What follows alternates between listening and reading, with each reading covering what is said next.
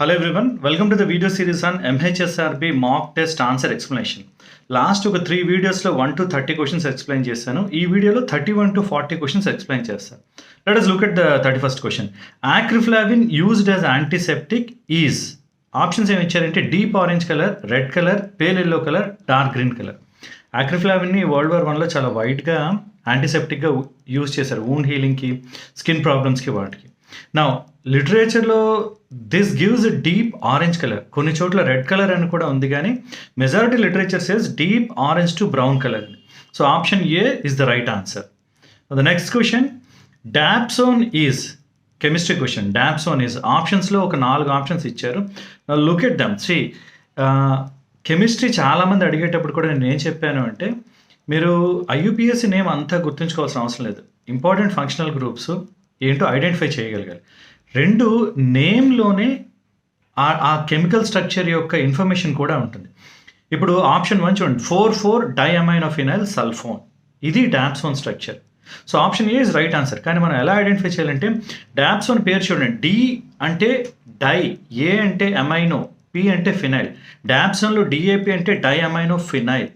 సోన్ అనే వర్డ్ ఎలా వచ్చిందంటే, సల్ఫోన్లో ఎస్ లాస్ట్ పార్ట్ ఓని యాడ్ చేసి సోన్ అని పెట్టారు.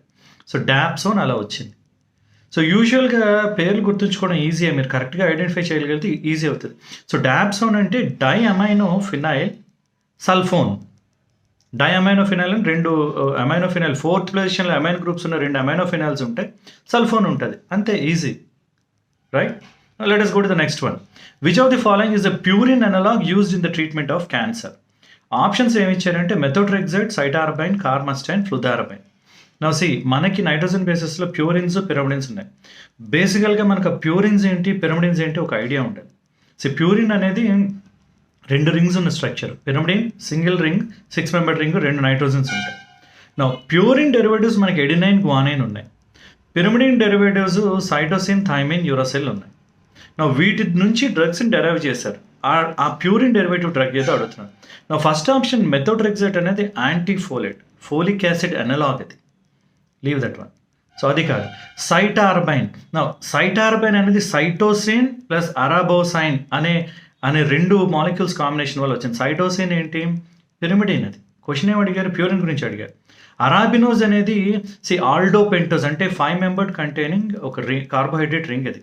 రైబోజు, arabinose 2 aldopentoses, 2 5 membered aldose derivatives. Ribose, arabinose ఇంకా చెప్పాలంటే ఒకే ఒక కార్బన్ దగ్గర కాన్ఫిగరేషన్లో చేంజ్ ఉంటుంది. సో వాటిని ఎపిమర్స్ అని కూడా అనొచ్చు, 2 ఎపిమర్స్. ఎనీవే, సో ఆన్సర్ ఇది ఆన్సర్ కదా. Third option is carmustine. So estramustine, carmustine ఇవన్నీ కూడా ఆల్కైలేటింగ్ ఏజెంట్స్. సో ఇది న్యూక్లియోటైడ్ అంటే ప్యూరిన్ ఆర్ పిరిమిడిన్ డెరివేటివ్ కాదు. Next one is fludarabine. నా ఫ్లూదారబైన్ is a derivative of arabinose as well as adenine. Fluoro adenine, arabinose combine చేసి వచ్చిందే ఫ్లూదారబైన్. So అడిగింది ఏంటి, ప్యూరిన్ గురించి అడిగారు. ప్యూరిన్స్ ఏమని చెప్పాను, adenine, guanine. So right answer is option 4, fludarabine. So names కరెక్ట్గా మీరు ఐడెంటిఫై చేయగలిగితే ప్రాబ్లం ఉండదు. ఇదే చెప్తున్నాను, కెమిస్ట్రీలో మీకు కంప్లీట్గా స్ట్రక్చర్ ఐయుపిఎస్సి నేమ్ కాదు, రింగ్స్ ఏంటి చూసారా, హైడ్రోసైక్లిక్ రింగ్ గురించి అడిగారు. సో క్వశ్చన్స్ ఇలానే వస్తాయి. Okay, let us look at the next question. Sulfonamide which is used as diuretic.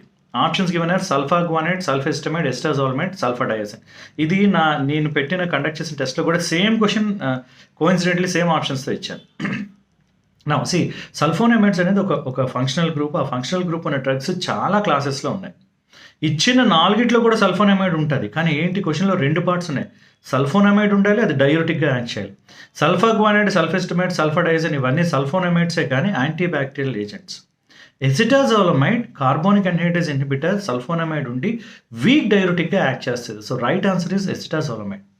సల్ఫాగ్వానిడిన్ ఏంటంటే వెటర్నరీ పర్పసెస్లో ఎంటరిక్ ఇన్ఫెక్షన్స్ ట్రీట్ చేయడానికి వాడతారు. సల్ఫెస్టమైడ్ ఆక్యులర్ ఇన్ఫెక్షన్స్ వాడతారు. సల్ఫాడయాజిన్ బర్న్స్ ట్రీట్ చేయడానికి వాడతారు.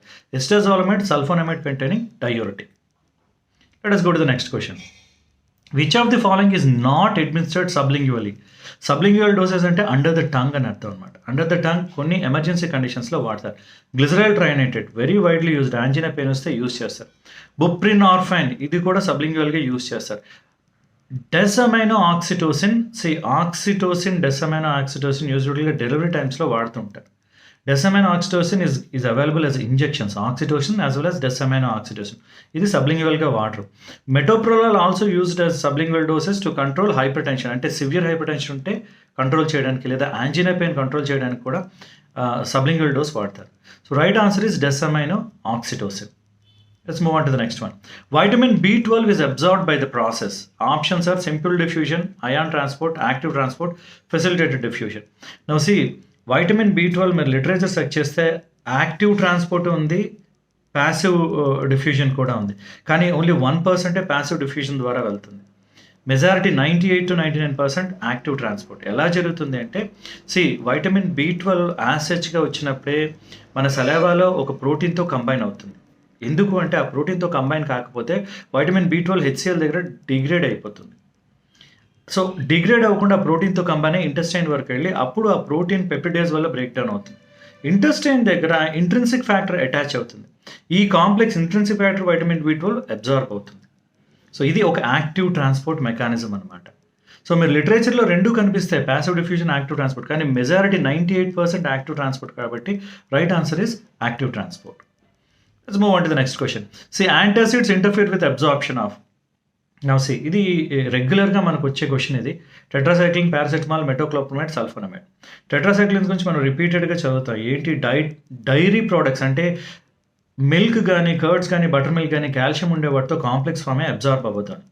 ద పాయింట్ హియర్ ఇస్ టెట్రాసైక్లిన్లో 4 రింగ్స్ ఉంటే లాస్ట్ రింగ్లో కీటోను OH గ్రూప్ పక్కపక్కన ఉంటాయి, అంటే 2 ఆక్సిజన్స్ పక్కపక్కన ఉంటాయి. ఆక్సిజన్స్ పైన లోన్ పేర్ ఆఫ్ ఎలక్ట్రాన్స్ ఉంటాయి. లోన్ పేర్ ఆఫ్ ఎలక్ట్రాన్స్ అంటే ఏంటి? Negative charge. So positively charged divalent or trivalent cations వస్తే ఈ నెగిటివ్ ఛార్జ్తో బాండ్ ఫామ్ చేస్తాయి. Positively charge divalent or trivalent. Calcium Ca+2 రెండింటితో బాండ్ ఫామ్ చేసి చిలేషన్, అంటే ఈ 2 బాండ్స్ ఇలా వచ్చి ఇలా అటాచ్ అవుతాయి. అది కాంప్లెక్స్లో ఫామ్ అయ్యి అది అబ్జార్బ్ అవ్వదు. అందుకు టెట్రాసైక్లిన్ మిల్క్తో తీసుకోకూడదు.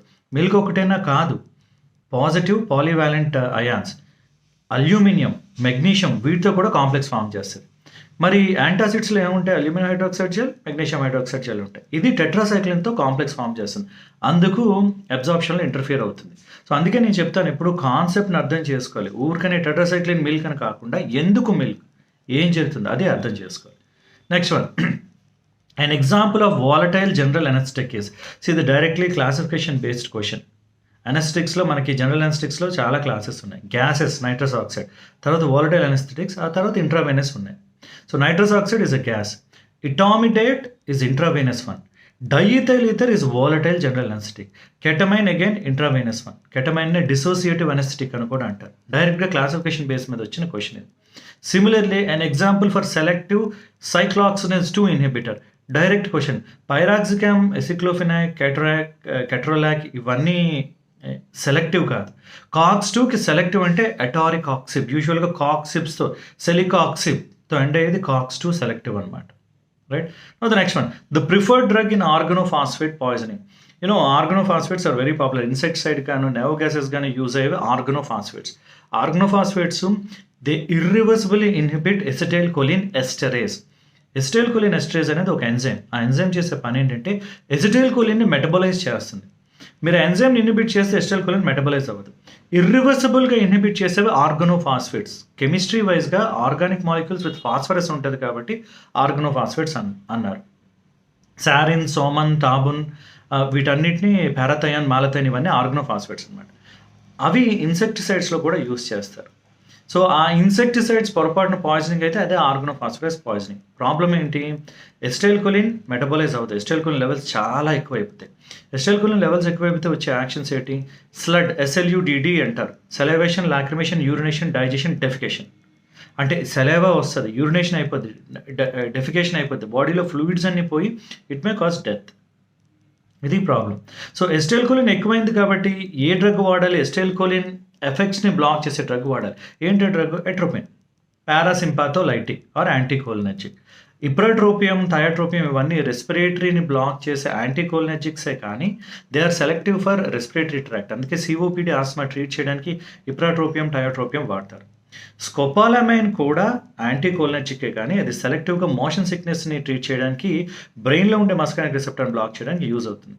Nicotine, nicotine is mimetic. Cholinergic responses నీకు పెంచుతుంది. కానీ నికోటిన్ ఎఫెక్ట్స్ ఎలా అంటే గ్యాంగ్లియాన్ దగ్గర నికోటినిక్ రిసెప్టార్స్ ఉంటాయి, మజిల్ దగ్గర నికోటినిక్ రిసెప్టార్స్ ఉంటాయి. సో గ్యాంగ్లియాన్ దగ్గర యాక్టివేట్ చేస్తే sympathetic as well as parasympathetic రెండు యాక్టివేట్ అయ్యే ప్రాబ్లం ఉంటుంది. అందుకే క్లినికల్గా నికోటిన్ వాడరు. సో ఇక్కడ ఆర్గనోఫాస్ఫేట్ పాయిజన్ ట్రీట్ చేసే డ్రగ్ ఏదంటే ఎట్రోపిన్. So this finishes 31 to 40 questions. I hope this is useful. All the best.